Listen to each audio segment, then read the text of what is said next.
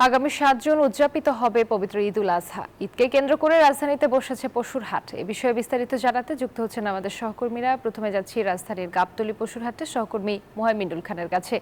মুহাইমিনুল, হাটে বেচাকেনা কেমন হচ্ছে? দাম নিয়ে ক্রেতা বিক্রেতারা কি বলছেন?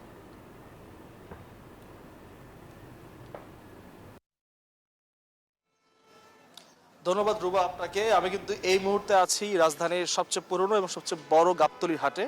এবং গাবতলীর এই কোরবানির পশুর হাটটিতে আমরা যখন আসি তখন কিন্তু দেখতে পেয়েছি যে এখানে কিন্তু শেষ মুহূর্তের প্রস্তুতির কাজ চলছে। যেহেতু ঈদের আর মাত্র 7 দিন বাকি, তবুও কিন্তু আমরা দেখেছি যে এখন পর্যন্ত খুব বেশি গরুর ভিড় নেই। তবে এই মুহূর্তে যেখানটা দাঁড়িয়ে আছি সেখানে কিন্তু বেশ বড় সাইজের কিছু গরু এসেছে।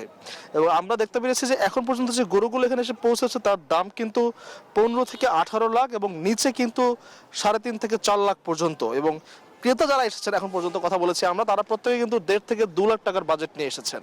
তো এখন পর্যন্ত ক্রেতা বিক্রেতার সেই দামের সামঞ্জস্য আমরা দেখিনি, কারণ এখনো গরুগুলো এসে পৌঁছায়নি। ধারণা করা হচ্ছে আগামীকাল বা তার পরশুদিন পর থেকে গরুর ভিড় জমবে, যেহেতু গত কয়েকদিন টানা বৃষ্টি ছিল। আপনি দেখতে পাচ্ছেন আজকে কিন্তু বেশ রোদ রয়েছে এবং বেশ শুষ্ক আবহাওয়া। তো এই টানা বৃষ্টির কারণে কিন্তু গরুগুলো আসতে পারেনি বলছেন এখানকার লোকজন, এবং তারা বলছেন যে 2-1 দিনের মধ্যে কিন্তু হাটটি জমে উঠবে। তবে এখনো কিন্তু বেশ বড় সাইজের কিছু গরু এসেছে এবং ছাগল এসেছে। যদিও গরুগুলোর দাম একটু বেশি হয়, যে ক্রেতারা আসছেন তাদের সাথে এখনো দাম মিলছে না। আর ঠিক সে কারণেই কিন্তু এই গরু হাটটি আমরা আশা করছি 2-1 দিনের মধ্যে জমে উঠবে। তো কোরবানির এই গরুর হাট থেকে আমার কাছে এই ছিল সর্বশেষ তথ্য। চলে যাচ্ছে আমাদের সহকর্মী সাভারের নাজমুলের কাছে। নাজমুল, আপনার ওখানে গরুর হাট কেমন জমে উঠেছে জানাবেন।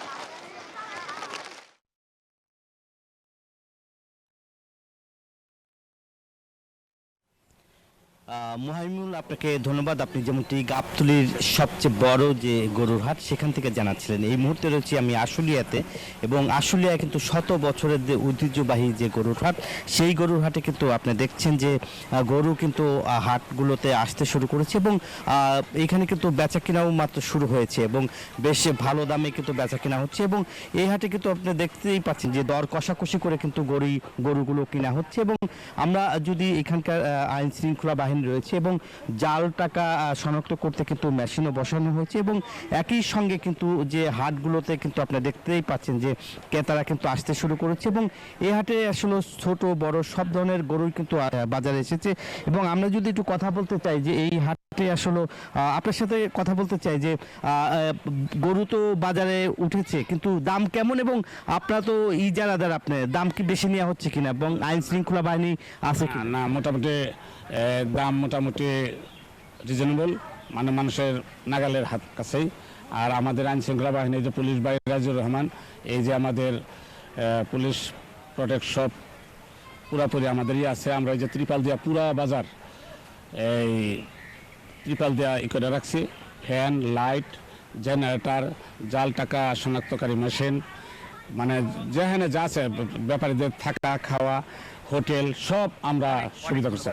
যেমনটা আসলে বলছিলেন যে এইখানকার যারা রয়েছে তারা কিন্তু আপনারা দেখতেই পাচ্ছেন যে যারা ব্যাপারীদের কিন্তু যে সুব্যবস্থা সেটা কিন্তু আসলে রেখেছে। এবং এই হাটগুলোতে আপনি দেখতেই পাচ্ছেন যে প্রচুর গরু আসতে শুরু করেছে, এবং এইখানে যে ছোট গরুর চাহিদা কিন্তু আমরা দেখছি যে এখন কিন্তু বেশি। এবং এই হাটে আমরা দেখেছি বড় বড় যে গরু বিক্রি করা হচ্ছে, কোনো গরু কিন্তু 10 লাখ টাকাও এখনো দাম উঠেছে, এবং কোনো গরু কিন্তু আপনার যেগুলো ছোট সাইজের গরু সেগুলো কিন্তু আসলে বেশ কমে কিন্তু বিক্রি করা হচ্ছে। এই ছিল আমার কাছে আসলে গরুর হাটের গরুর সর্বশেষ খবর। ফিরে যাচ্ছি স্টুডিওতে রুবার কাছে। রুবা। নাজমুল, আপনাকে ধন্যবাদ।